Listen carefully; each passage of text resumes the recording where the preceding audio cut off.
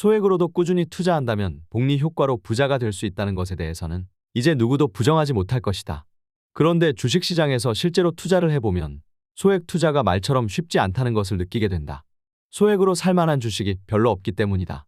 정확히 말하면 1,000원이나 2,000원짜리 주식도 많지만 투자할 만한 주식이 없다는 뜻이다. 물론 개 중에는 가치가 저평가된 주식도 숨어 있을 수 있겠지만 대부분은 원금조차 잃을 가능성이 큰 비우량주에 불과하다. 그렇다면 우량주는 어떠한가? 이미 오를 대로 올랐다는 생각에 쉽게 투자하지 못하는 것이 현실이다. 따라서 꾸준한 소액 투자를 위해서는 개별 기업에 대한 직접 투자보다는 펀드나 ETF를 통한 간접 투자가 더 효율적이라 할 수 있다. 간접 투자는 일반적으로 개인들의 자금을 모아 자산운용사가 운용하는 펀드를 말하는데 운용 방법에 있어 크게 액티브 펀드와 패시브 펀드로 구분할 수 있다.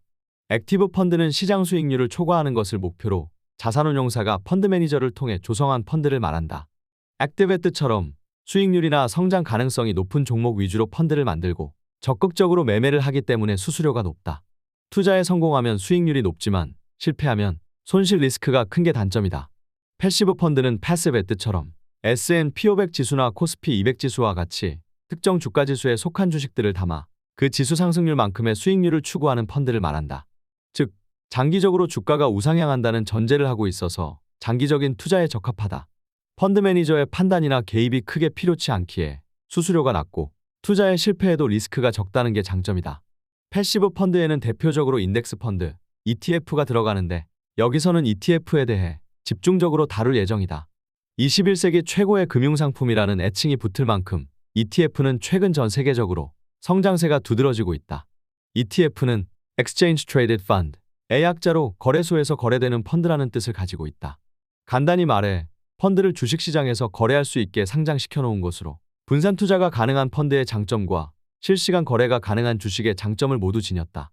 ETF를 설명할 때 빼놓을 수 없는 게 바로 세계 최고의 자산운용사인 블랙록이다.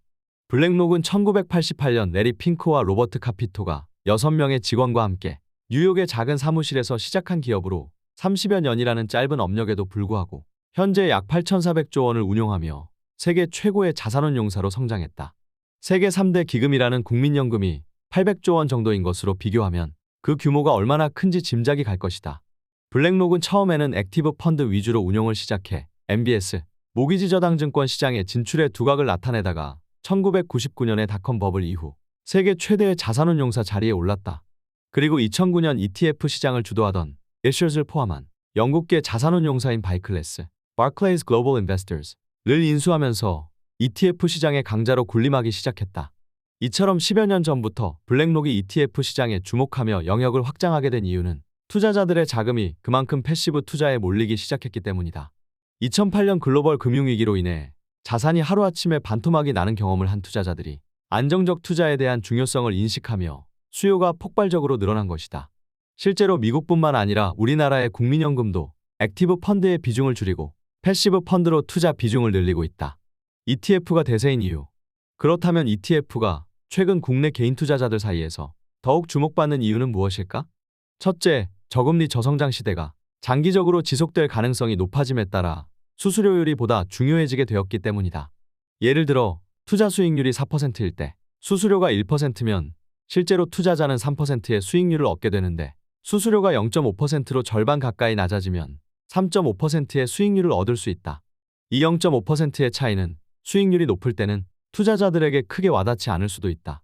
하지만 저성장 저금리 시대에 높은 수익률을 추구한다는 것은 어렵기 때문에 일반 펀드보다 수수료가 낮은 ETF를 통해 수익률을 높이려는 투자자들이 늘어난 것이다.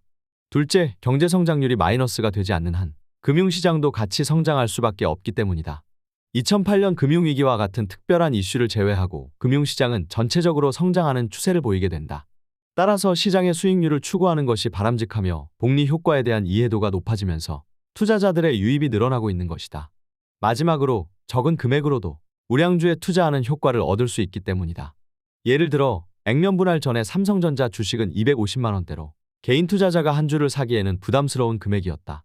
이때 3만 원대로 한 주를 매입할 수 있는 ETF에 투자하면 삼성전자에 간접 투자하는 효과를 거둘 수 있었다.